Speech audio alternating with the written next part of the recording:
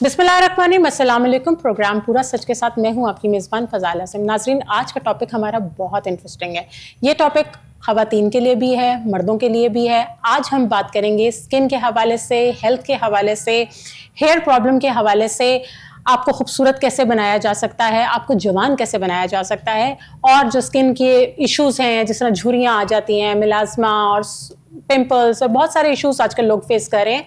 फिर जैसे जैसे स्मोक भी आ रही है तो स्किन और हेयर पे आपके क्या असरात मुरतब होते हैं, इस सब पे बात करने के लिए हमारे स्टूडियो में हमें ज्वाइन किया है डॉक्टर कमल जवाद ने, जो कि डर्मेटोलॉजिस्ट हैं और अपनी फील्ड में बहुत अच्छा काम कर रही हैं। अस्सलाम वालेकुम डॉक्टर कमल। वेलकम अस्सलाम। Thank you so much for joining us. You welcome, always welcome. Doctor Kamal, सबसे पहले तो आप मुझे ये बताएं, आप खुद अपनी स्किन के लिए क्या करती हैं? अपनी स्किन के लिए मैं बहुत सारी मेहनत नहीं करती। अच्छा।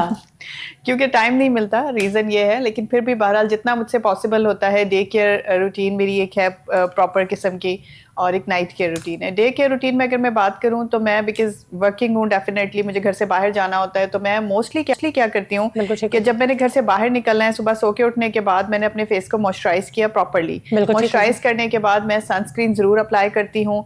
अगर एच है, BH है, लाइक कुछ मुझे फील हो रहा है, अनइवन स्किन टोन हो रही है, तो मैं कोई भी एक सिरम का इंतखाब कर लेती हूँ। अगर कुछ नहीं है, स्किन स्मूथ है, सब कुछ ठीक है, तो सनस्क्रीन के फौरन बाद प्राइमर लगा के मैं अपना मेकअप कर लेती हूँ। अच्छा, नाइस। लाइक दिस इज बहुत सिंपल मेरी रूटीन है, बट मैं मॉइस्चराइजर और सनस्क्रीन दोनों को कभी भी स्किप नहीं करती। और मैं आपको मशवरा दूंगी कि अपनी डे केयर रूटीन में कभी भी इन चीज़ों को स्किप करें। और नाइट में सिंपल है, घर आए, मेकअप वॉश किया, उसके बाद अगर मेकअप बहुत हैवी है, लाइक जैसे मुझे प्रोग्राम्स में आना होता है, मीडिया पे आना होता है, तो मेरा थोड़ा मेकअप हैवी हो जाता है, तो फिर मैंने डबल क्लिनजिंग करनी है। अच्छा, मैं मल्टीपल टाइम डबल क्लिनजिंग का तरीका बता चुकी हूँ कि डबल क्लिनजिंग कैसे करते होते हैं। अगर नहीं, सिंपल थोड़ा सा मेकअप है, सिर्फ आपने टचअप किया हुआ है, तो फिर मैं सिंपल फेस वॉश करती हूँ, थोड़ी सी क्लिनजिंग करती हूँ, दैट्स इट, और अपने फेस को मॉइस्चराइज कर लेती हूँ। सोते हुए मेरी कोई भी स्पेसिफिक नाइट क्रीम होती है, जिनमें से मैं कोजिक एसिड भी अप्लाई करती हूँ, जिनमें से मैं विटामिन C भी अप्लाई करती हूँ सम टाइम, और जिनमें से मेरे पास कभी कभी ग्लूटाथायोन भी होता है। सिरम्स मैं अकॉर्डिंग टू मेरी स्किन टोन मैं उसको चेंज करती रहती हूँ। This is the simple skin routine of mind. तो डॉक्टर कंवल की जो सीरम्स हैं, तो ये कोई एक दो हम मिला के भी लगा सकते हैं कि just one at a time? नहीं, आप बिल्कुल मिला के लगा सकते हैं। जैसे मॉर्निंग में आप विटामिन C अप्लाई कर सकते हैं अपने फेस पर आफ्टर द मॉइस्चराइजेशन। ठीक हो गया। जैसे मॉर्निंग में आप अप्लाई कर सकते हैं नायासिन अपने फेस पर, आप अप्लाई कर सकते हैं सैलिसाइलिक अपने फेस पर। अगर आपकी स्किन पर कोई एक्नी है, स्कार्स हैं, आपकी स्किन अनइवन हो रही है, तो आपकी तीनों सीरम्स में से कोई एक सीरम का इंतखाब करके according to your condition apply कर सकते हैं आफ्टर द मॉइस्चराइजेशन, और फिर आप सनस्क्रीन लगा सकते हैं। यानी बिफोर द सनस्क्रीन आपने ये तीनों चीजों में से कोई एक लगानी है। और हाइलुरोनिक एसिड बहुत सारे लोग यूज करते हैं आजकल, बहुत ज्यादा स्नेलम्यूसिन का आजकल बहुत ट्रेंड है।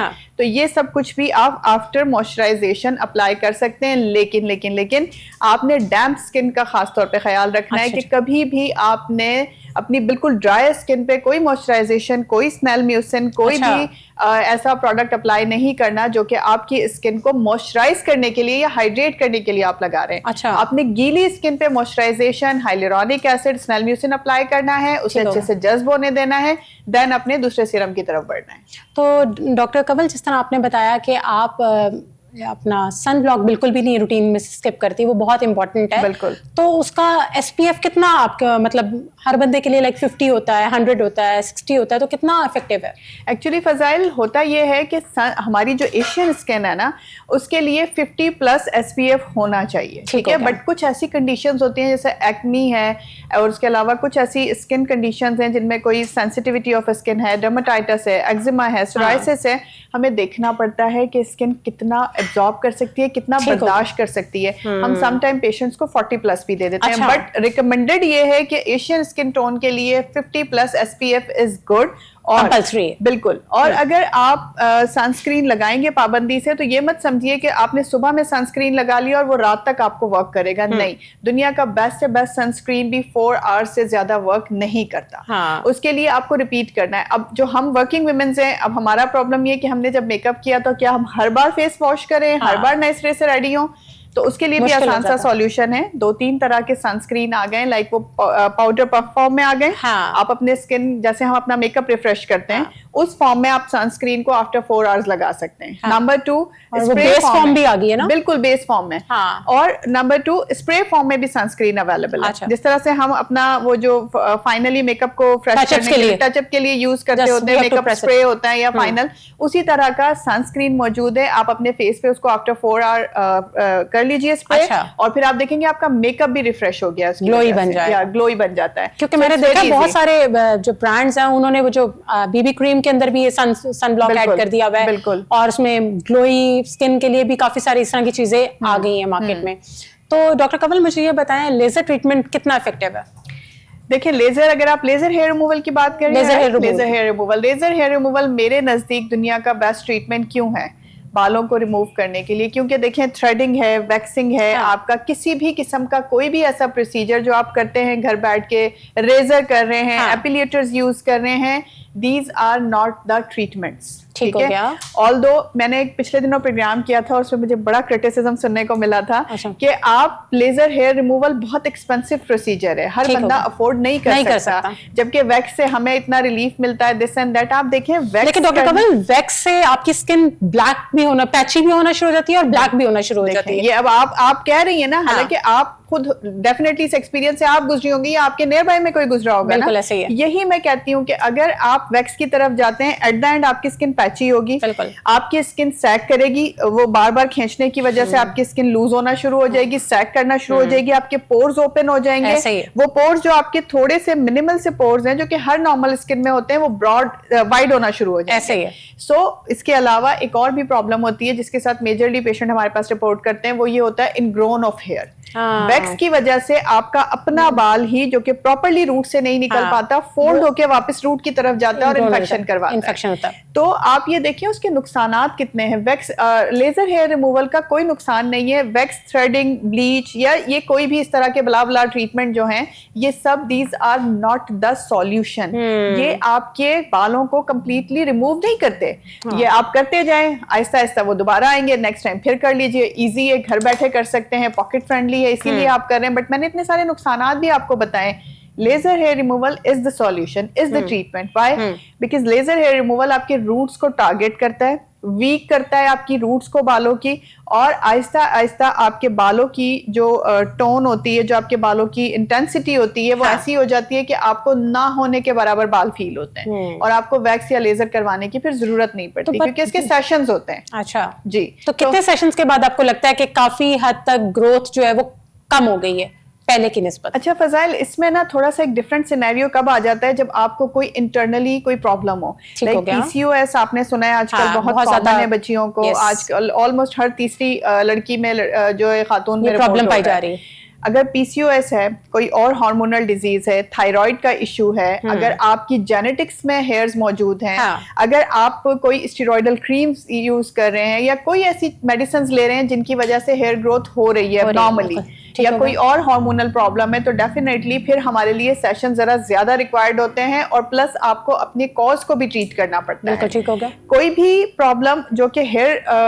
एक्सेस करवा रहा है, हिर्सुटिज्म का कॉज बन रहा है, यानी एक्सेसिव हेयर्स का कॉज बन रहा है, उसके लिए हमें उसके कॉज पे जाना होता है। ठीक हो गया। अगर आपको वैसे ही बाल निकल रहे हैं, जेनेटिक्स में है, या फिर आपका पीसीओएस कंट्रोल्ड है अब और आप ट्रीट करवा चुके हैं बट बाल आपके नहीं जा रहे हैं, डेफिनेटली वो नॉर्मली 6 to 10 सेशंस हमें रिक्वायर्ड होते हैं। इनिशियली मेरा प्रोटोकॉल है 15 डेज अपार्ट में 3 सेशंस करती हूँ, देन 1 मंथ अपार्ट में। अच्छा, नाइस। उसको मूव ऑन कर जाते हैं, और फिर आहिस्ता आहिस्ता आप देखिए 1 मंथ से भी कम होता चला जाता है, बिल्कुल 3 मंथ, 6 मंथ, 9 मंथ्स, और इवन साल तक लोगों के बाल ही नहीं आते। बट आपको टचअप की जरूरत पड़ती है, मेंटेनेंस की जरूरत पड़ती है, और ये वेरी भी करता है body to body, you know. Exactly, female की बॉडी में हार्मोन्स प्रॉब्लम होते हैं, आपको पता है। अगर कभी किसी वजह से वो फ्लक्चुएट कर रहे हैं तो डेफिनेटली आपको हेयर ग्रोथ हो सकती है। ऐसे ही। So this is the like scenario. तो डॉक्टर कंवल, जो सबसे इंपॉर्टेंट क्वेश्चन मैं खुद जाती तौर पे आपसे पूछना चाहती हूँ वो ये कि मुझे आप ये बताएं, जो बच्चियां हैं, जो आप मतलब ग्रो कर रही हैं, बड़ी हो रही हैं और फिर आहिस्ता आहिस्ता जो अपनी टीन्स में जाती जा रही हैं, उनको किस एज में जाके हम ये लेजर ट्रीटमेंट करवा सकते हैं, hair removal? After 15 years of age बच्चियां अपनी लेजर हेयर रिमूवल करवा सकती हैं। ठीक हो गया। Like this is the good as.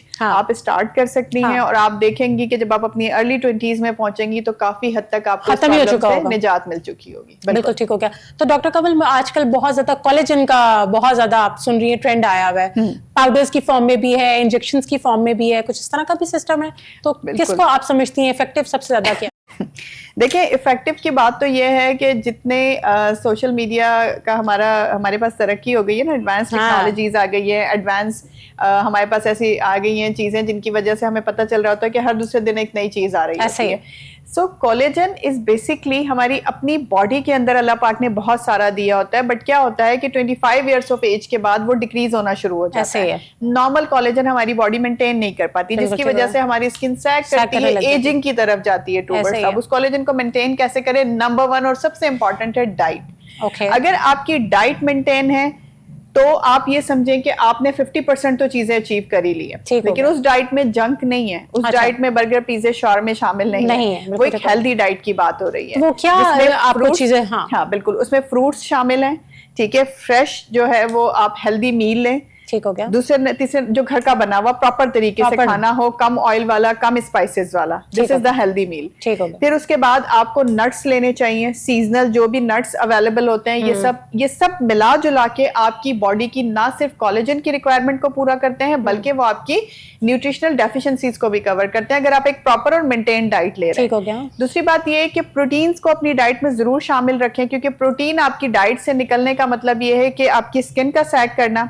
Skin में रिंकल्स आ जाना, आपकी स्किन को अनइवन हो जाना, आपके बाल गिरना, आपके नेल्स खराब हो जाना, यानी कि ओवरऑल पूरी बॉडी को ही डिस्ट्रॉय कर देता है। सो प्रोटीन जरूर लें, जिस भी चीज में प्रोटीन मौजूद है उसे एक हेल्दी अमाउंट में जरूर लें डेली बेसिस पे। नंबर 3 जो कि नंबर 1 होना चाहिए था, सबसे इंपॉर्टेंट है हाइड्रेशन।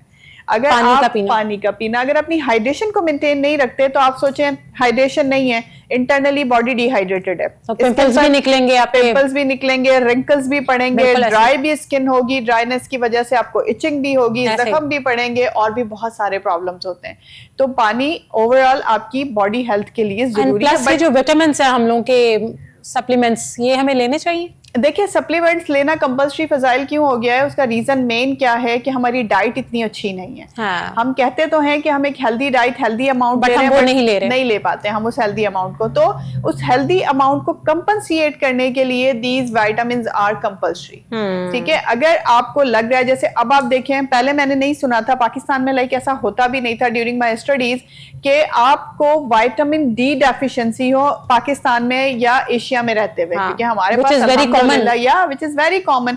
आप देखें, हर तीसरे पेशेंट को मेरे विटामिन डी डेफिशिएंसी है। और अगर अब तो बकायदा डॉक्टर्स उनके टेस्ट करवाते हैं कि आप जाएं विटामिन डी टेस्ट करवा के। कंपल्सरी हो गया है। मैं नहीं करवाती थी, मैं लैब्स पे फोकस ही नहीं करती थी पहले बहुत ज्यादा, बिकॉज अल्हम्दुलिल्लाह हमारी डर्मेटोलॉजी में ना आपको आपका आई विजन बहुत अच्छा होना चाहिए, आपकी प्रैक्टिस इतनी अच्छी होनी चाहिए कि आप पेशेंट जब आपके रूम में एंटर होता है तो आप उसे जज कर लें कि पेशेंट जो है वो किस डिजीज के साथ आ रहा है। सो अननेसेसरी लैब्स में नहीं करवाती थी, बट अब कंपल्सरी हो गया है, क्योंकि मुझे नहीं पता कि मेरे पेशेंट विटामिन डी डेफिशिएंसी से आ रहा है, आयरन डेफिशिएंसी से आ रहा है, ब्लड की डेफिशिएंसी, उसमें क्या प्रॉब्लम आ रही है। और आप यकीन करें, पेशेंट मेरे 95% विटामिन डी डेफिशिएंसी के साथ आते ही हैं, चाहे मेल हो चाहे फीमेल हो। और अगर जो 95 में से बाकी के 2% रह जाते हैं ना, मैं अगर 5% में से भी उसको एक्सक्लूड करूं तो ये वो होते हैं जो ऑलरेडी विटामिन डी ले रहे हैं। तो फिर आप उनको क्या रिकमेंड करती हैं उस डेफिशिएंसी को फुलफिल करने के लिए? देखिए, उसके लिए अब हमारे पास और कोई सॉल्यूशन नहीं है, हमारे पास एक ही सॉल्यूशन होता है कि हम पेशेंट को मेडिसिन एडवाइस करते हैं। ठीक हो गया। 2-3 मेडिसिन हैं, रिनाउंड हैं, हमसे पहले पेशेंट आजकल ले लेते हैं, ओवर द काउंटर अवेलेबल है। पाकिस्तान में वैसे सब कुछ ही ओवर द काउंटर अवेलेबल होता है,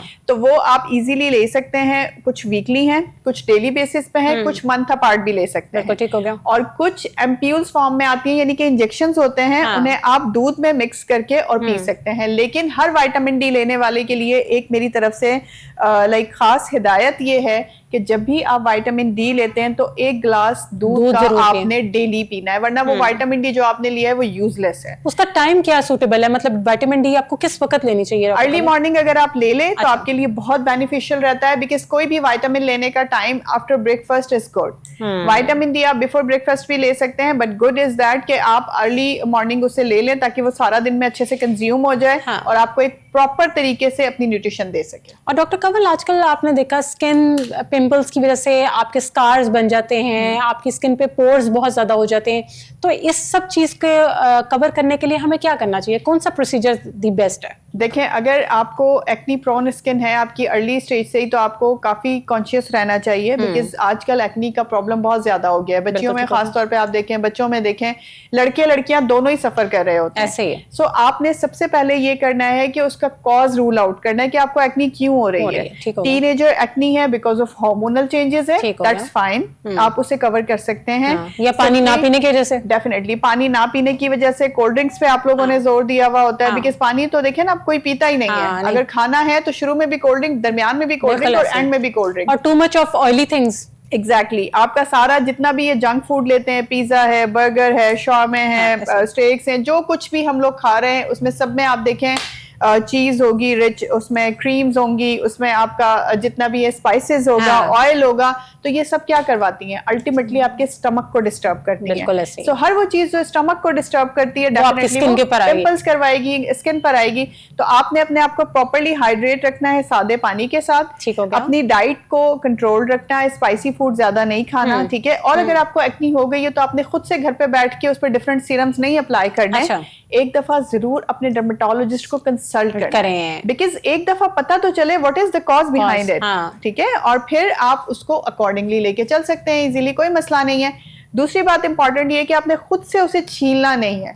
कुछ लोग क्या करते हैं, सैलून पे वहां से पॉपअप भी कर लेते हैं, सैलून पे वो पैचेस लगा लेते हैं, जो एक्नी वाले पैच आते हैं, एक्नी पैच, वो लगा लेते हैं, या फिर सैलून पर जाके उसको डिफरेंट तरीकों से वो लोग निकाल देते हैं और वो निकलवा लेते हैं। सो आप खुद अपने हाथों से इन्फेक्शन को ग्रो करवा रहे हैं। आपने इन चीजों का एहतियात करना है कि किसी भी इन्फ्लेमेटरी चीज को हम इस तरह से टच नहीं करते। सो सबसे पहला काम ये करना है, अपनी हाइजीन का ख्याल रखें, डाइट का ख्याल रखें, खुद से उसे ना छेड़ें और प्रॉपर डॉक्टर को कंसल्ट करें। जी, this is the best solution. Then doctor Kanwal, एक और मैं आपसे बात जानना चाहूंगी, what is the difference between fillers and botox? Fillers and botox, these are two different things, बिल्कुल डिफरेंट है, बस नाम इनका साथ साथ लिया जाता है। This is the like similarity, otherwise botox basically use किया, बट बोटॉक्स होता क्या है, एक टॉक्सिन है, ठीक हो गया, ठीक है, लेकिन टॉक्सिन के नाम से ये नहीं है कि हम जहर लगा रहे हैं पेशेंट को। खौफनाक हो जाता है टॉक्सिन सुन के। ये एक ऐसा टॉक्सिन होता है, बोtulinum टॉक्सिन, जो कि आपके मसल में इंजेक्ट किया जाता है। आपका वो मसल जो कॉन्ट्रैक्ट हो गया है और उसकी वजह से लाइंस पड़ रही हैं, माथे पे लाइंस, जैसे फॉरहेड पे लाइंस पड़ती हैं, क्रोफीट्स जिन्हें हम आंखों की साइड पे लाइन पड़ती हैं, आपकी नोस्ट्रल्स के साइड पे लाइन पड़ती है, नोज की साइड पे लाइन होती है।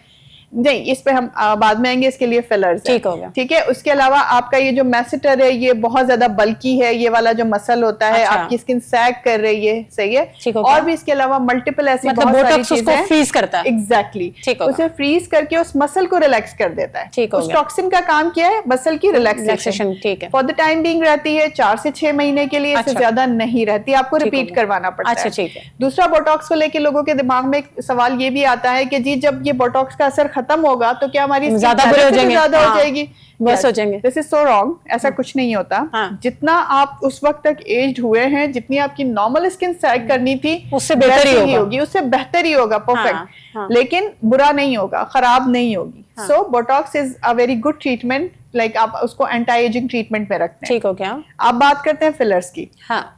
फिलर्स क्या होते हैं? फिलर्स बेसिकली वो ट्रीटमेंट है जो कि किसी भी जगह को फिलर्स वर्ड से देखें कि फिल करता है किसी भी चीज को, ठीक है, वॉल्यूमाइज करता है। फॉर सपोज बहुत सारे लोग, जैसे कि आप बात करी थी लाफ लाइन की, तो लाफ लाइन के लिए हमारे पास बेस्ट फिलर्स होते हैं। ये जो हमारी हंसने की वजह से नोज से लेके और हमारे कॉर्नर ऑफ माउथ तक जो लाइंस पड़ती हैं, हम नेज़ोलेबियल लाइन कहते हैं, लाफ लाइन कहते हैं। और ये किसी किसी की बहुत ज्यादा प्रोमिनेंट होती है, तो फिर आपको या फील होता है कि इसे फिल अप होना चाहिए। इसके लिए हम फिलर्स यूज करते हैं। आपकी ये जो कॉर्नर ऑफ माउथ है, ये एज के साथ साथ सैग कर जाते हैं, ऐसे हर वक्त आपकी सैड सी लुक आती है। सो इसे करेक्ट करने के लिए फिलर्स यूज करते हैं। आपकी स्किन सैग करती है due to dieting, due to like age, due to different reason, due to different medications, या उस सैगी स्किन के लिए यहाँ हमें वॉल्यूम का, देखिए यूथफुल स्किन की निशानी है, यहाँ वॉल्यूम होगा और ये लिफ्टेड होंगे, फिलर्स प्लम्प अप कर देते हैं, राइट? प्लम्प अप कर देते हैं। So this is the like basic difference in between Botox and fillers, both are good. आपका टेक्नीशियन ठीक होना चाहिए, लगाने वाला डॉक्टर परफेक्ट होना चाहिए, अदरवाइज ट्रीटमेंट्स में कोई प्रॉब्लम नहीं है, एक्सपीरियंस्ड होना चाहिए। These treatments both are very good. Then vitamin C drips are very in nowadays, सारे आजकल विटामिन सी की कोई वो ड्रिप्स लगवा रहे होते हैं, वो येलो कलर की ड्रिप होती है, तो वो कितनी इफेक्टिव है? देखिए कलर तो हमारे हाथ में, हम जो मर्जी उसको चेंज कर देते हैं, it's not a big deal nowadays.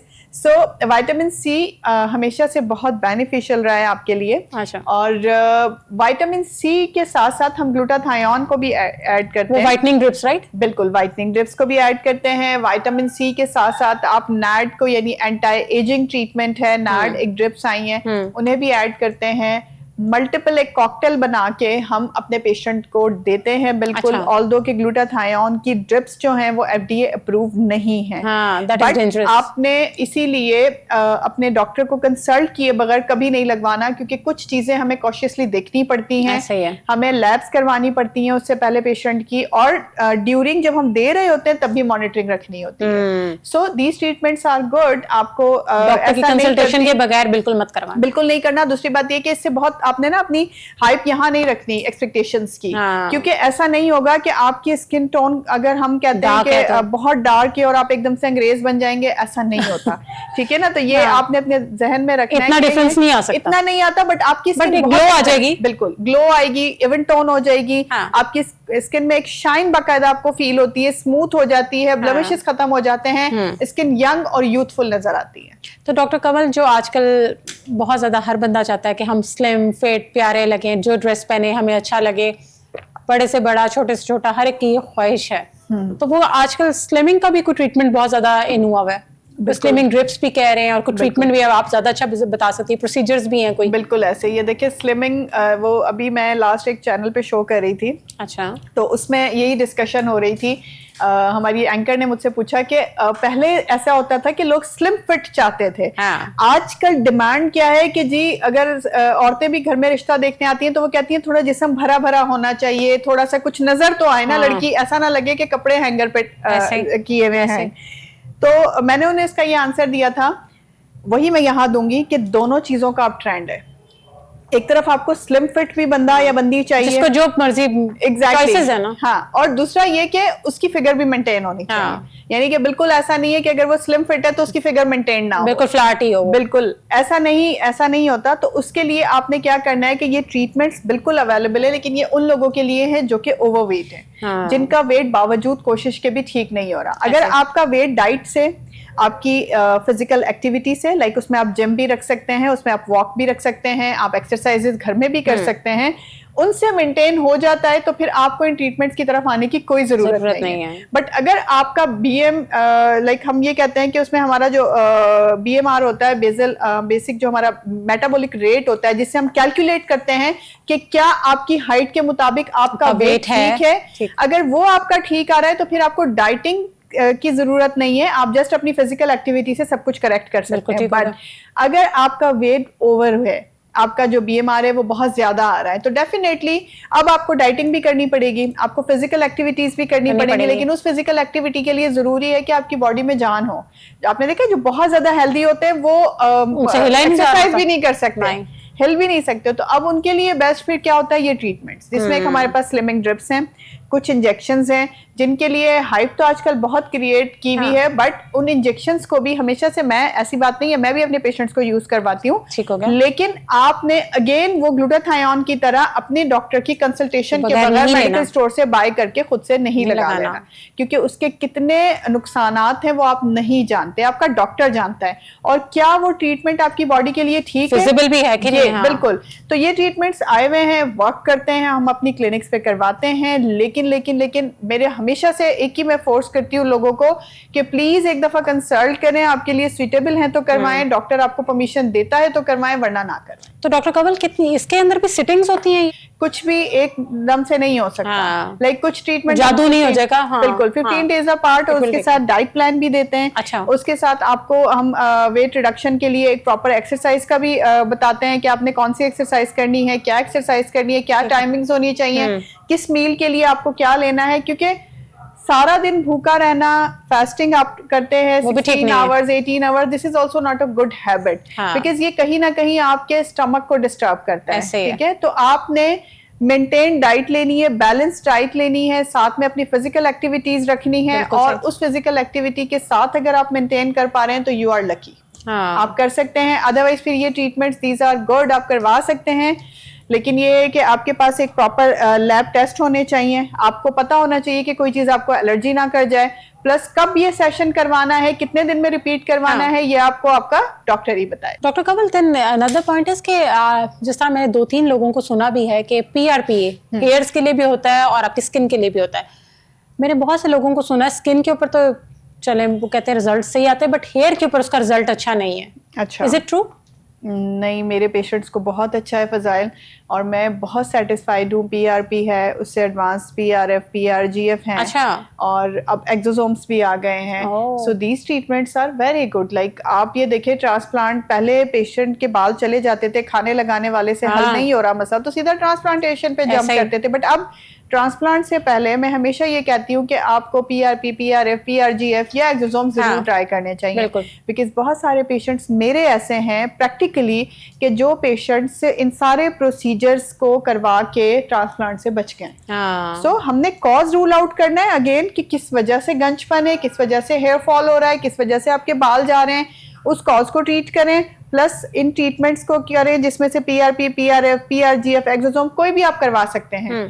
वो आपको आपका डॉक्टर बताएगा कि आपके लिए क्या बेनिफिशियल है, और तो वो बिल्कुल वर्क करता है। ये हेयर PRP आप मुझे ये बताया ना, रेगुलर मतलब अगर डेली आप देखें कितना हेयर आपका अगर गिर जाए तो दैट्स नॉर्मल, और हमें किस लेवल पे जाके PRP करवाना चाहिए? देखिए 25 से 50 बाल डेली का गिरना इट्स टोटली नॉर्मल। इससे बिल्कुल आपको वरिड नहीं होना कि जी मेरे तो 50 बाल। लोग मेरे पास पेशेंट्स आते हैं, उनके पास एक वो बना हुआ होता है एनवेलप लिटरली, और डेली के बाल उन्होंने रखे होते हैं उसमें कि हमारे इतने बाल गिर गए। कहते हैं जरा काउंट करो कितने बाल हैं। सो 25 से 50 is totally normal, totally fine. आप इसके लिए ना वरिड हो कि हमारा इतना, क्योंकि ये देखिए सीजनल है, हार्मोनल है, आपका पानी चेंज हो रहा है, आपका सिटी चेंज हुआ है, आपने कुछ भी लाइक कोई भी कॉज हो सकता है, वेदर चेंजेस हैं, आप डेंगू से सफर किया है, आपने कोविड से सफर किया है, या फिर आपने कोई फीवर आपको आया है, स्मोक है, मल्टीपल चीजें, डैंड्रफ है, ये सब चीजें आपके बालों को गिरने के लिए अपना रोल प्ले करती हैं। तो इतना आपने इसके लिए वरिड नहीं होना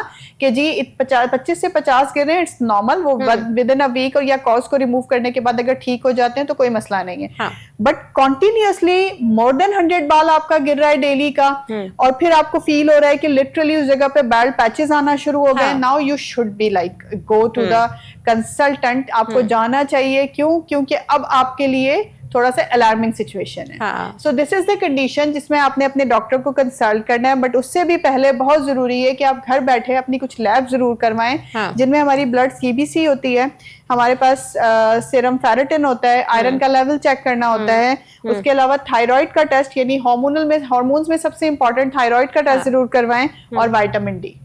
ये 4 टेस्ट कंपल्सरी हैं, आप करवाएं। करवा के फिर अपने डॉक्टर के पास जाएं तो आपका एक विजिट बच जाएगा, रिपोर्ट लेके और डॉक्टर के लिए भी जरा इजी हो जाएगा कि वो आपको इनिशियली जज कर ले कि what is the cause behind it.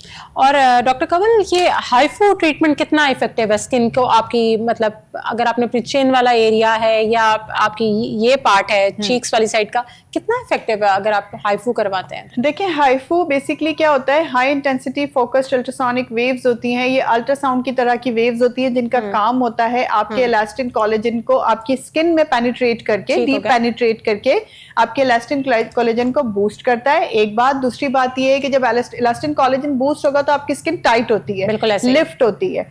Number 2 इसका काम ये होता है कि ये आपकी स्किन से एक्स्ट्रा फैट को डिस्ट्रॉय करता है, तोड़ता है, ब्रेक करता है। इसकी जो रेजेस हैं वो फैट ब्रेक करती हैं, ठीक है। वो जो फैट आपका ब्रेक होता है तो उसकी वजह से वो जो आपका चबी चबी लुक आ रहा होता है वो खत्म होकर स्किन लिफ्ट हो जाती है। सो this is the mechanism, this is the procedure. अगर आपकी स्किन सैग कर रही है, आपको डबल चिन फैट है बहुत ज्यादा, आपकी जॉ कंटोर नहीं है, आपके चीक्स बहुत ज्यादा चबी हैं बट आप नहीं चाहते कि वो चबियां, आप चाहते हैं वो कंटोर लुक में आए, तो उसके लिए HIFU is best, HIFU is good. और पूरी बॉडी का भी हाइफू हो सकता है, यानी कि आपको अगर जहां से आपकी बॉडी लग रही है सैग है तो आप सैग कर रही है, एक्स्ट्रा फैट आ गई है, तो ये एक नॉन इन्वेजिव प्रोसीजर है। बहुत सारी इसकी लाइक होती हैं हमारे पास, इंटेंसिटीज में ये आता है 3D है, 5D है, 7D है, 10D है, 12D तक भी अब आ गया है ये। सो ये दीज आर द थिंग्स कि आपने अगेन अपने डॉक्टर से पूछना है कि वो कौन सा हाइफू आपको करेंगे, कौन सा हाइफू आपके लिए ज्यादा बेनिफिशियल है। डेफिनेटली जितना एडवांस होगा वो उतना ज्यादा अच्छा होगा आपके लिए। सो हाइफू इज गुड, आप करवा सकते हैं, लेकिन उससे कोई बहुत, अगेन वही बात है कि बहुत ज्यादा एक्सपेक्टेशंस ना रखें। वो आपको कितने परसेंट, लाइक अगर आप इसको 100 में से रेट करें तो आप कितना परसेंट समझती हैं कि बेहतरी आती है, एकदम रिजल्ट मिलता है आपको? नहीं, रिजल्ट आपको एकदम भी नजर आता है। लाइक मेरा ये प्रोटोकॉल है कि मैं अगर फेस का कर रही हूँ तो मैं एक साइड पे करके और पेशेंट को दिखाती हूँ। अच्छा, अब आप डिफरेंस फील करें कि आपके दोनों साइड्स पे क्या डिफरेंस आया है। आपको लिफ्ट फील हुआ है कि आपको लगा है कि आपकी स्किन जो है वो एकदम से लिफ्ट हो गई है, आपका ये चीज चबी कम हो गया है। सो दिस इज द लाइक ये आपको 30% डिफरेंस इमीडिएट आता है, फिर 70% बाद में आता है, लाइक विद इन 2 वीक्स आ जाता है। सो डिफरेंस अगर ओवरऑल आप रेटिंग करते हैं इसकी तो आपको ओवरऑल 30 to 40% रिजल्ट्स मिलते हैं हाइफू की एक सिटिंग के बाद। बिल्कुल मिलते हैं। तो डॉक्टर कंवल, फिर आप क्या रिकमेंड करती हैं फेस लिफ्ट के लिए? आजकल थ्रेड्स का बड़ा रुझान हुआ है, और अगर आप थ्रेड्स देखें या आप हाइफू देखें, दोनों का एक ही काम है, स्किन टाइटनिंग ही कर रहे हैं ना? नहीं, टाइटनिंग तो कर रहे हैं, बट आप ये देखिए कि थ्रेड्स का वर्क क्या होता है कि वो डीपली पेनिट्रेट करके आपकी स्किन को टाइट करता है, जबकि जो हाइफू है वो एक इन्वेजिव प्रोसीजर है, थ्रेड लिफ्ट। लेकिन जो हाइफू है वो नॉन इन्वेजिव है, उसमें कुछ आपकी स्किन पे हमने कोई कट शट नहीं दिया, आपकी स्किन को कोई हार्म नहीं दिया इन अ सेंस, और हमने आपका काम कर लिया। बट डेफिनेटली बिकॉज थ्रेड्स जो हैं वो डीपली पेनिट्रेट करते हैं, काम उनका भी यही है कि इलास्टिन कोलेजन को बूस्ट करना, स्किन को लिफ्ट करना आपकी, लेकिन ज्यादा अच्छा वर्क करते हैं threads as compare to HIFU. और दोनों ही ठीक है, दोनों ही अच्छे हैं, बट अगेन डिपेंड करता है कि आप इन्वेजिव की तरफ जाना चाह रहे हैं या नॉन इन्वेजिव की तरफ। तो ये कितना अर्सा लास्ट करते हैं थ्रेड्स आपके 2 इयर्स, अगर अच्छे थ्रेड्स आपने डलवाएं तो 2 इयर्स निकाल जाते हैं आराम से। अगर लेकिन आपकी एज पे भी डिपेंड करता है, अगर आप 50 प्लस हैं डेफिनेटली तो हार्डली 1 साल निकालेंगे। एक होता है permanent thread lift, permanent thread lift में हम स्किन ही आपकी वो कंप्लीटली हम उसको पूरे को सर्जिकल, टोटली सर्जिकल। तो आप थ्रेड्स को रेकमेंड करती हैं कि प्रॉपर सर्जिकल ट्रीटमेंट जो स्किन को खींच के? अगेन फजाइल डिपेंड करेगा पेशेंट की पॉकेट पर, पेशेंट की डिमांड पर, और पेशेंट बहुत सारे सर्जरी से घबराते हैं, राइट? सर्जरी का नाम मोस्टली लोग तो वो ओपीडी बेस पे हमसे ये आके जो होते हैं थ्रेड लिफ्ट जो हम लोग करते होते हैं, मैं परमानेंट भी करती हूँ, और मैं ये वाले थ्रेड्स भी करती हूँ जिसमें आपको 1 या 2 साल का डिफरेंस फील होता है। सो दोनों ठीक है, दोनों करवा सकते हैं, डिपेंड करता है कि आपकी नीड क्या है, आपकी डिमांड क्या है।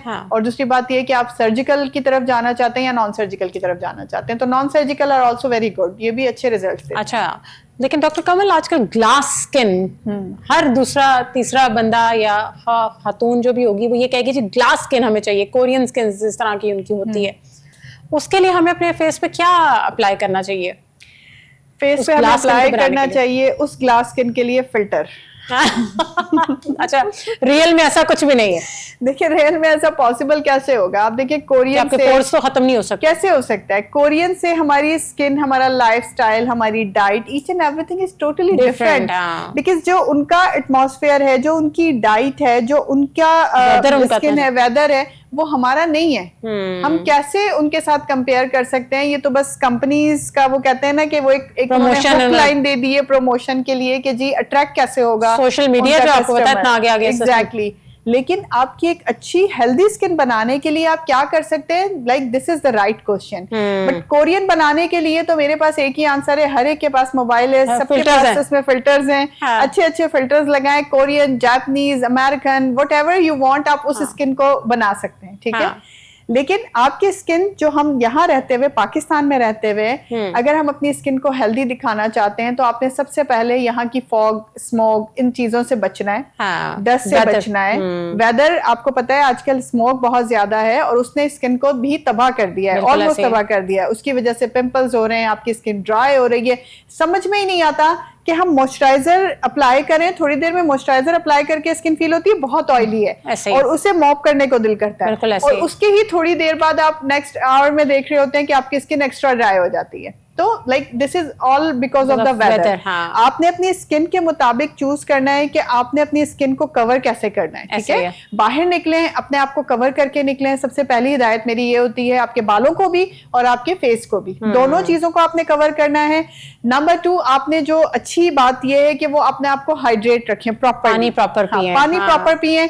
अगर पानी बहुत ज्यादा नहीं पिया जा रहा है तो उसके ऑल्टरनेटिवली आप उसमें कॉफी ले सकते हैं, चाय ले सकते हैं। Green tea is very good, वो आपको हाइड्रेट कर सकती है, बट एक्सेस में नहीं। लाइक नॉर्मल लिमिट में लेके रह के आप अपना ये वाटर लेवल कंप्लीट कर सकते हैं। फिर आपकी डाइट अच्छी होनी चाहिए, बैलेंस होनी चाहिए। बात आती है स्किन केयर की। स्किन केयर अगेन मैं वहीं से शुरू करूंगी जहां से मैंने अपनी स्किन केयर आपको बताई है। आपकी स्किन चाहे ऑयली है चाहे ड्राई है, आपने मॉइस्चराइजर जरूर अप्लाई करना है। गीली स्किन पे करना है, नीम गीली स्किन होगी उस पे मॉइस्चराइजर लगाएं सबसे पहले। उसके फौरन बाद अगर आप कोई सीरम यूज करते हैं, जैसे हाइलुरोनिक एसिड बहुत सारे लोग यूज करते हैं, स्नेल म्यूसिन यूज करते हैं लोग। उसके अलावा कोई सीरम अगर आप AHA BHA कुछ लगा रहे हैं, नायासिन लगा रहे हैं, सैलिसाइलिक लगा रहे हैं, उनमें से कोई एक सीरम आप लगाइए। उसके बाद आपने लगाना है अपना सनस्क्रीन, ठीक है। मेडिकेटेड होना चाहिए। कॉस्मेटिक्स वाले सनस्क्रीन को मैं रिकमेंड नहीं करती। मेडिकेटेड सनस्क्रीन आपकी स्किन टोन के मुताबिक लगाइए। अगर ड्राई आपकी स्किन है बहुत ज्यादा तो आपने क्रीमी बेस्ड सन ब्लॉक लेना है। अगर आपकी स्किन बहुत ज्यादा ऑयली है तो आपने मैट फिनिश वाला, जो मैट सन ब्लॉक होते हैं वो जेल वाला, वो यूज करना। अच्छा, ठीक है। सनस्क्रीन लगाने के बाद आप now you are good to गो।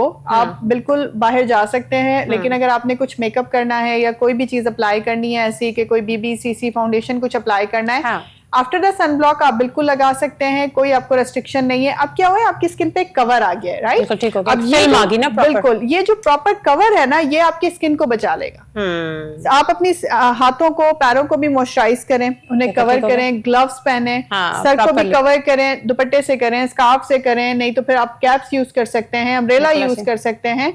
आपने एटमॉस्फेरिक डस्ट से अपने आप को बचाना है। This is the good healthy skin care routine. इससे आपकी स्किन हेल्दी, शाइनी, ग्लो सब कर सकती है। तो doctor Kanwal, do you think face wash ज्यादा इफेक्टिव है या soap is good for the skin?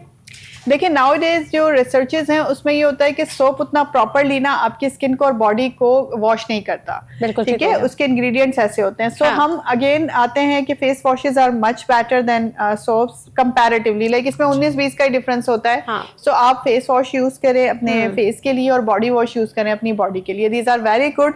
अगर आपको कोई स्किन केयर की डिजीज है तो आपने जितने भी वो रेनाउंड किस्म के 4-5 सोप हैं वो आपने यूज नहीं करने। ये मेरी खास हिदायत होती है हमेशा से कि आपने वही जो स्किन केयर के लिए सोप इतने सारे आप टीवी पे देखते हैं उनमें से किसी को भी यूज नहीं करना। आप सिंपल कोई एक सादा सा साबुन लें या कोई एक सादा मेडिकेटेड सोप लें और उसे इस्तेमाल करें। तो डॉक्टर कंवल, आजकल बहुत ज्यादा जो प्रॉब्लम लोगों में पाई जाती है, इवन बच्चों में भी, डैंड्रफ, उसके लिए भी कोई क्योर, कोई ऐसा ट्रीटमेंट आया है? बिल्कुल, डैंड्रफ के लिए बहुत सारे ट्रीटमेंट्स हैं, लेकिन पहली बात पता है क्या है फजाइल, लोग डैंड्रफ को समझते ही नहीं कि एक बीमारी है। उसे तो लेते हैं कि बस ठीक है, जिस तरह बाल हमारे जिस्म का हिस्सा है ना, डैंड्रफ भी हमारी बॉडी का हिस्सा है। और डैंड्रफ से ही लोगों की, जैसी डैंड्रफ आपकी स्किन पे गिरती है तो वहां दाने भी बनने शुरू हो जाते हैं, पिंपल्स की फॉर्म में आने शुरू हो जाते हैं। बिल्कुल ऐसे ही है।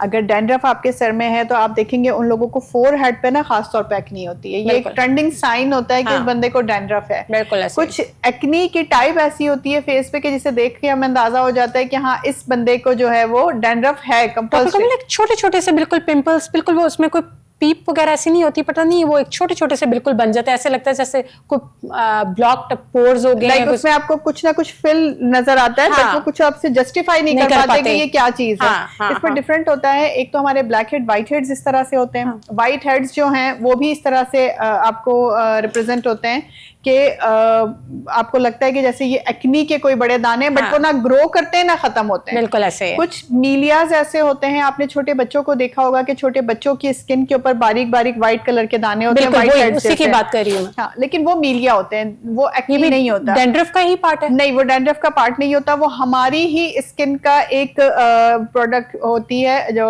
हम उसे कहते हैं, सिक्रीशन होती है जिसे हम सीबम कहते हैं। अच्छा। क्योंकि वो सीबम अगर एक्स्ट्रा होके क्लॉग होके पोर्स में फंस जाए और उन्हें ब्लॉक कर दे तो उसे मीलियास कहा जाता है। उसके लिए क्या करना चाहिए? मीलियास के लिए होता है कि अगर वो छोटे बच्चों को है तो वो तो इटसेल्फ लाइक निकल जाती है with the passage of time, but अगर वो बड़े लोगों को होती है तो फिर डेफिनेटली हमें उसे निकालना पड़ता है। उसके डिफरेंट तरीके होते हैं, प्रोसीजर्स होते हैं, हमें कुछ प्रोसीजर्स करने पड़ते हैं, कुछ लेजर्स यूज करनी पड़ती हैं। अच्छा। जिनसे हम उन मीलियास को खत्म करते हैं।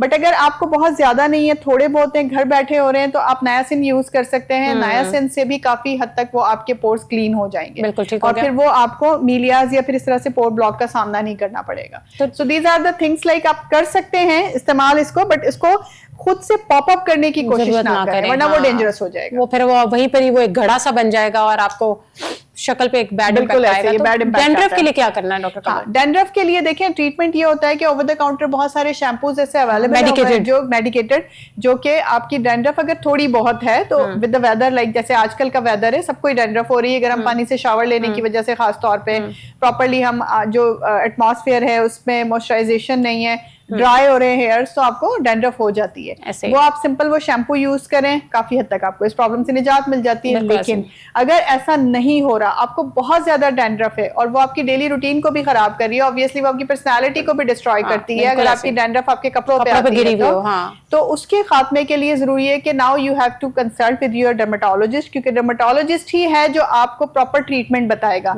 उसमें कुछ खाने वाली मेडिकेशंस भी होती है अकॉर्डिंग टू योर कंडीशन, कुछ लगाने वाली भी होती है और प्लस मेडिकेटेड शैम्पूज भी होते हैं। ठीक हो गया। डैंड्रफ आपको ट्रीटमेंट के बगैर, अगर वो डैंड्रफ बहुत सिवियरिटी से है तो कभी भी नहीं जाएगी। उसके लिए आपको ट्रीटमेंट लेनी ही पड़ेगी, ट्रीटमेंट के बगैर कोई चारा नहीं। और अगर वो बच्चों के सर में है तो फिर उसके लिए क्या करना पड़ेगा? उसके लिए आप ये कर सकते हैं कि इनिशियल फेज में आप उनको शैम्पूज से कोशिश करें कि वीक में ट्वाइस और थ्राइस शैम्पूज बहुत सारे अवेलेबल हैं। मेडिकेटेड शैम्पूज में बहुत रिनाउंड हमारे पास है, कोनाज लोग यूज करते हैं, बच्चों के लिए भी यूज कर सकते हैं। रेड कलर में, राइट? रेड कलर का आप उसे वीक में ट्वाइस यूज करवाएं। सबसे पहले तरीका ये होता है कि बालों को गीला करके वेट करें, आप वो शैम्पू डालें और उसे लगा के झाग बना के कम से कम 10 मिनट के लिए छोड़ दें। ठीक हो गया। और फिर आप वॉश करवा दें। ठीक हो गया। ट्वाइस ए वीक आप उसे करवा के देखें। अगर आपको लगता है बच्चों को रिलीफ मिल गया है इससे, या बड़ों को भी, इवन बड़े भी ऐसे ही कर सकते हैं, तो फिर ठीक है, फिर आपको किसी और मेडिकल ट्रीटमेंट की जरूरत नहीं है। लेकिन अगर उससे खत्म नहीं होता है तो फिर ओवर द काउंटर बहुत सारी चीजें ऐसी मौजूद है, जैसे हमारे पास एंटी फंगल लोशन होते हैं जिनमें एक रिनाउंड है जो मैं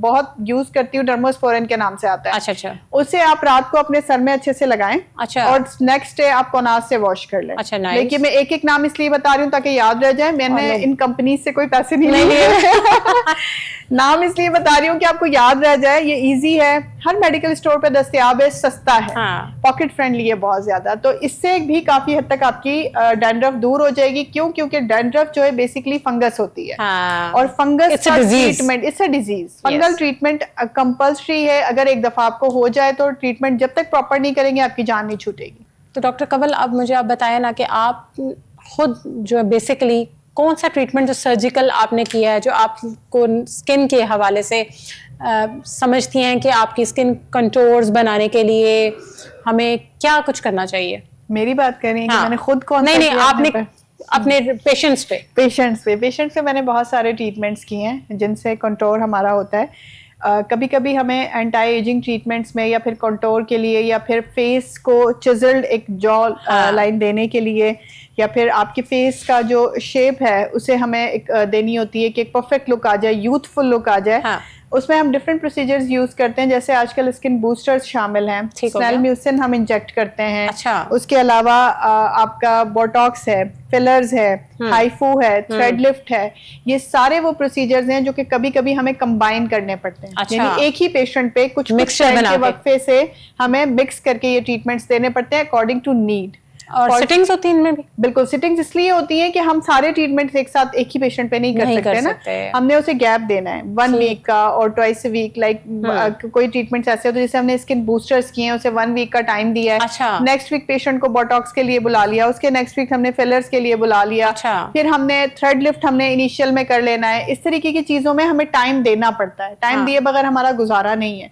रीजन ये है कि एक तो हमने अपने किए हुए प्रोसीजर का इफेक्ट भी देखना होता है, और दूसरी दूसरे नंबर पे आपको कोई साइड इफेक्ट तो डेवलप नहीं हो रहा, फिर तीसरे नंबर पे आपको नीड कितनी है, अब क्या आपको नेक्स्ट प्रोसीजर की नीड है या पहले वाले प्रोसीजर ने अच्छा कवर कर दिया है। बिल्कुल सही हो गया। तो अकॉर्डिंग टू नीड हम पेशेंट्स के ऊपर ये सारे ट्रीटमेंट्स करते हैं। सर्जिकल प्रोसीजर्स में जहां तक बात है तो मैं लाइपोसक्शन भी करती हूँ वेट रिडक्शन के लिए। अच्छा। उसके अलावा ऑगमेंटेशंस में अगर आ जाएं तो ब्रेस्ट ऑगमेंटेशन, हिप ऑगमेंटेशन भी करती हूँ। इसके अलावा अगर आप देखें बहुत सारे ऐसे प्रोसीजर हैं जैसे परमानेंट फेस लिफ्ट है, ब्लेफरोप्लास्टी होती है, बहुत सारे लोगों को ये बने होते हैं, यहाँ पर हमारे आई बैग्स बने होते हैं, किसी की जो स्किन है वो लिड है वो नीचे की तरफ आ जाती है और बहुत एज्ड लुक आपका आता है, बहुत आपकी जो अपीयरेंस है वो खराब होती है। सो ये जो ब्लेफरोप्लास्टी होती है ये भी अपर लोअर दोनों लिड्स की, इस तरह के सारे कॉस्मेटिक प्रोसीजर, सारे कॉस्मेटिक जो सर्जिकल और कॉस्मेटिक प्रोसीजर्स हैं वो मेरे क्लिनिक डीकेजे एस्थेटिक्स पर। तो डॉक्टर कंवल, एकदम अगर आप एक पेशेंट आपके पास आए और वो आपको कहे कि जी मैं चाहती हूँ कि जरा मेरे यंग लुकिंग स्किन लगे, मैं यंग सी मेरे पर इम्पैक्ट आए, तो एकदम जो आप उसको रिकमेंड करेंगी वो क्या प्रोसीजर होता है, लाइक कि आपको एकदम डिफरेंस नजर आ जाए? मोस्टली हम हाइफू, फिलर और बोटॉक्स, ये 3 ट्रीटमेंट्स पे रखते हैं क्योंकि पेशेंट अगर चाहता है डाउन टाइम भी ना हो। मेरे पास डाउन टाइम से मतलब ये कि मैं फौरी तौर पे कल या परसों मेरा इवेंट है और इस तरह से हमने अपने आप को प्रेजेंट करना है, तो कोई चीज भी ना आए, फेस पे कोई मार्क भी नहीं होना चाहिए और अच्छी सी लुक भी आए। तो मोस्टली मैं हाइफू, बोटॉक्स और फिलर्स, ये 3 प्रोसीजर मैं पेशेंट को रिकमेंडेशन देती हूँ कि आप ये करवा सकते हैं। One last question doctor Kanwal, मुझे आप ये बताइएगा, अक्सर हमने सोशल मीडिया पे आपने की नजरों से भी गुजरा होगा, देखा होगा जैसा लोग लिप फिलर्स कराते हैं। बिल्कुल। किसी की पिक्चर देखी तो वो इतना स्वेल हो गया और इस तरह करके, तो क्या ये रियल चीजें हैं, होती हैं इस तरह के, मतलब फिलर्स आप लगाते हैं? फिलर्स के साथ तो बहुत बड़े बड़े ब्लंडर्स होते हैं, लाइक फिलर, बोटॉक्स, कोई भी ऐसा ट्रीटमेंट जो कि हम फेस के लिए या बॉडी के किसी भी हिस्से पर कर रहे हैं, मैं हमेशा से इसीलिए कहती हूँ कि आपके टेक्नीशियन का होना ठीक बहुत जरूरी है। प्रॉपर डॉक्टर होना अगर वो प्रॉपर डॉक्टर नहीं है, उसका प्रॉपर हैंड्स ऑन नहीं हुए हुए इस काम के लिए, प्रॉपर एक्सपीरियंस नहीं है, तो आपको बहुत बड़े बड़े नुकसान फेस करने पड़ सकते हैं, खुदा ना खास्ता। जैसे फिलर से जो बड़ा नुकसान होता है उसमें एक ब्लाइंडनेस भी शामिल है, परमानेंट ब्लाइंडनेस की तरफ आप जा सकते हैं। आपकी आईज के लिए, अंडर आईज के लिए, बिल्कुल अंडर आईज में करते हैं, नोस्ट्रल्स के पास हम नेजोलेबियल फोल्ड के लिए करते हैं, यहाँ कुछ ऐसी आर्टरीज हमारी जा रही होती हैं जो ब्लाइंडनेस करवा सकती हैं। बोटॉक्स ऐसा हो सकता है जो कि ब्लाइंडनेस करवा सकता है। सो इन चीजों के लिए आपको केयरफुल भी रहना चाहिए। लिप्स की अगर बात कर रहे हैं तो अगर प्रॉपर टेक्निक नहीं पता आपके डॉक्टर को या आपके जो भी फिजिशियन है उनको, ऐसे लोगों के पास जाना ही नहीं चाहिए। डेफिनेटली पहले आप कंसल्ट तो करें कि देखें, लेकिन वो कम पैसे लेते हैं ना, तो वो हमसे ज्यादा अच्छे लगते हैं उन्हें। तो डेफिनेटली वो अपने पैसे बचाने के चक्करों में अल्लाह ना करे, लेकिन कभी किसी बड़े नुकसान से भी 2-4 हो जाते हैं। सो लिप्स में भी अक्सर ये होता है कि आपके लिप्स पे बहुत ज्यादा, लाइक आपने देखा होगा कि लिप फिलर की वजह से पेशेंट स्वेल करता है, ब्लैक हो जाता है और बहुत ज्यादा ब्रूजेस पड़ जाते हैं, बहुत ज्यादा गिल्टियां भी आ जाती है, इवन हमें डिसॉल्व करना पड़ता है। पेशेंट हमारे पास खराब होके आते हैं कि जी ये फिलर निकाल दें। फिलर का चले सॉल्यूशन है, आप निकाल सकते हैं, फिलर निकल जाता है, बट बोटॉक्स का नहीं है, वो अपने टाइम के साथ ही जाता है। अच्छा, उसको टाइम 3 महीने, 4 महीने, 5 महीने, जितना उसका टाइम पीरियड है वो उसने पूरा करना है। सो जो बोटॉक्स का नुकसान होता है वो फौरी तौर पे हम खत्म नहीं कर सकते, लेकिन फिलर्स का कर सकते हैं। सो आपको केयरफुल रहना चाहिए कभी भी अपने किसी ऐसे ट्रीटमेंट के लिए जिसमें आपकी अपीयरेंस चेंज होनी है।